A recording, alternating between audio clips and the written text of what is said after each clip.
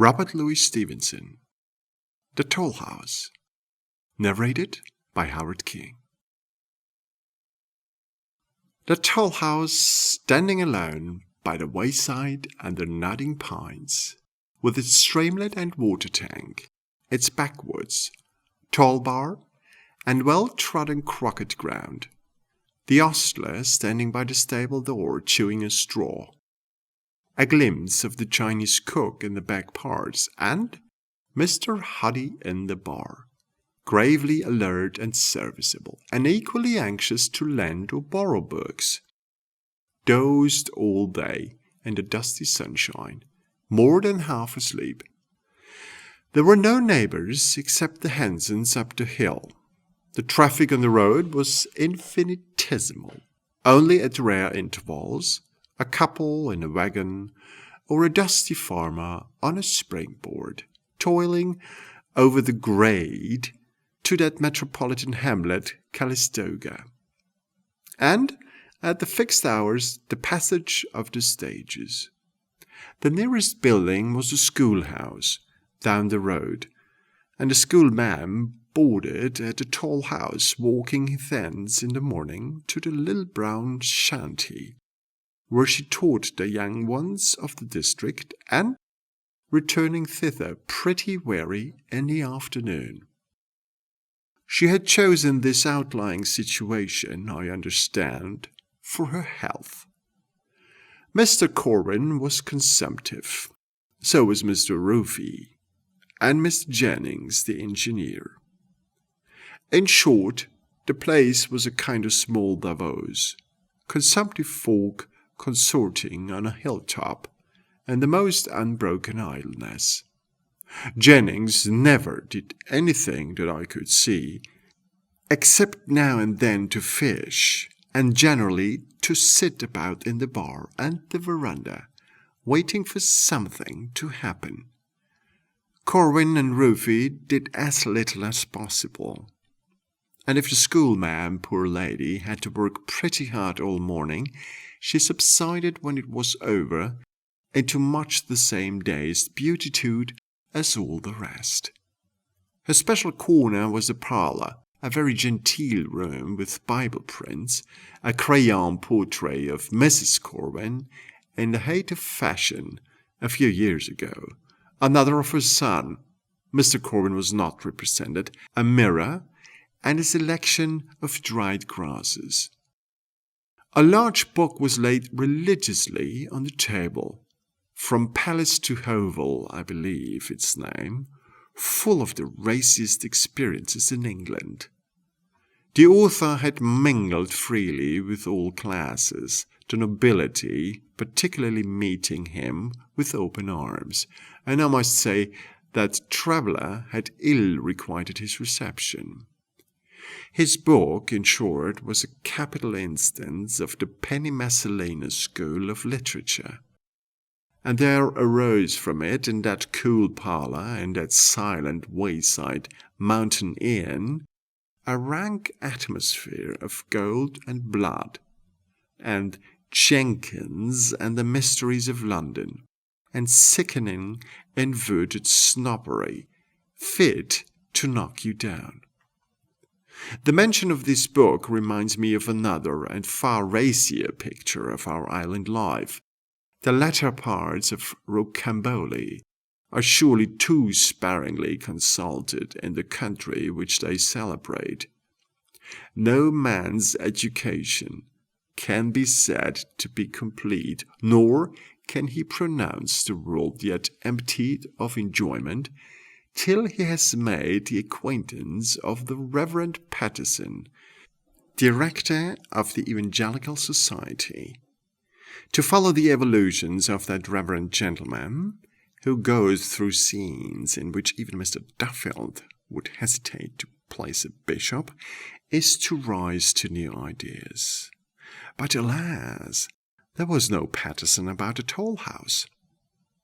Only alongside of From Palace to Hovel, a sixpenny weeder figured. So literature, you see, was not unrepresented. The schoolma'am had friends to stay with her.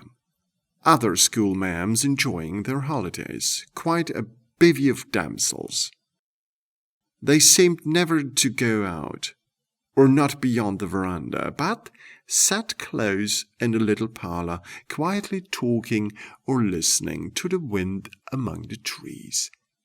Sleep dwelt in the tall house, like a fixture, summer sleep, shallow, soft, and dreamless.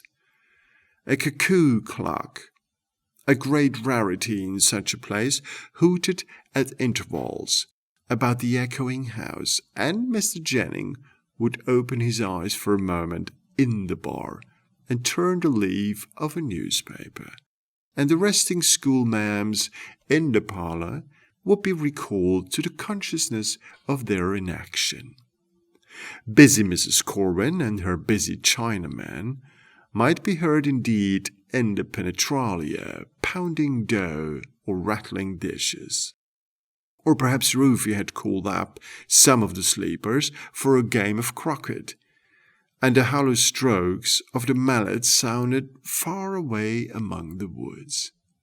But with these exceptions, it was sleep and sunshine and dust and the wind in the pine trees all day long. A little before stage time, that castle of indolence awoke.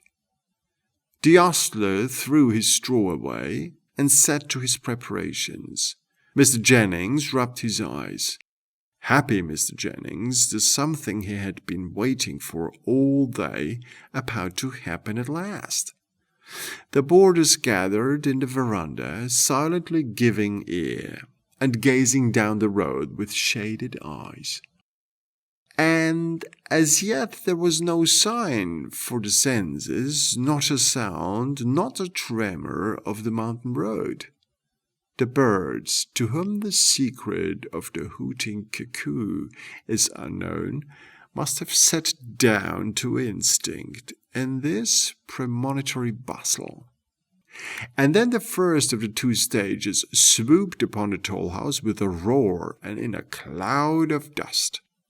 And the shock had not yet time to subside before the second was abreast of it. Huge concerns they were, well horsed and loaded, the men in their shirt sleeves, the women swathed in veils, the long whip cracking like a pistol. And as they charged upon that slumbering hostelry, each shepherding a dust storm, the dead place blossomed into life and talk and clatter. This the toll house? With its city throng, its jostling shoulders, its infinity of instant business in the bar? The mind would not receive it. The heartfelt bustle of that hour is hardly credible. The thrill of the great shower of letters from the post-bag, the childish hope and interest with which one gazed in all these strangers' eyes. They paused there but to pass. The blue-clad China boy, the San Francisco magnate, the mystery in the dust coat, the secret memoirs in tweed, the ogling, well-shod lady with a troop of girls, they did but flash and go. They were hull down for us behind life's ocean, and we but hailed their topsails on the line.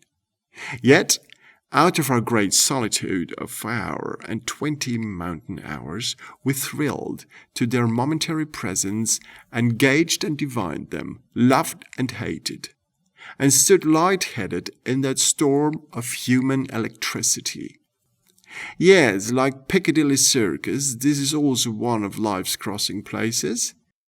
Here I beheld one man, already famous or infamous, a centre of pistol shots, and another who, if not yet known to rumour, will fill a column of the Sunday paper, when he comes to hang a burly, thick-set, powerful Chinese desperado, 6 long bristles upon either lip, redolent of whiskey, playing cards and pistols, swaggering in the bar, with the lowest assumption of the lowest European manners, rapping out blackguard English oaths in his canuous Oriental voice, and combining in one person the depravities of two races and two civilizations. For all his lust and vigor, he seemed to look cold upon me from the valley of the shadow of the gallows. He imagined a vain thing, and while he drained his cocktail, Holbein's death was at his elbow. Once, too, I fell in talk with another of these flitting strangers, like the rest, in his shirt sleeves, and all begrimed with dust. And the next minute we were discussing Paris and London, theatres and wines. To him, journeying from one human place to another, this was a trifle. But to me, no, Mr. Lilly, I have not forgotten it. And presently the city tide was at its flood and began to ebb.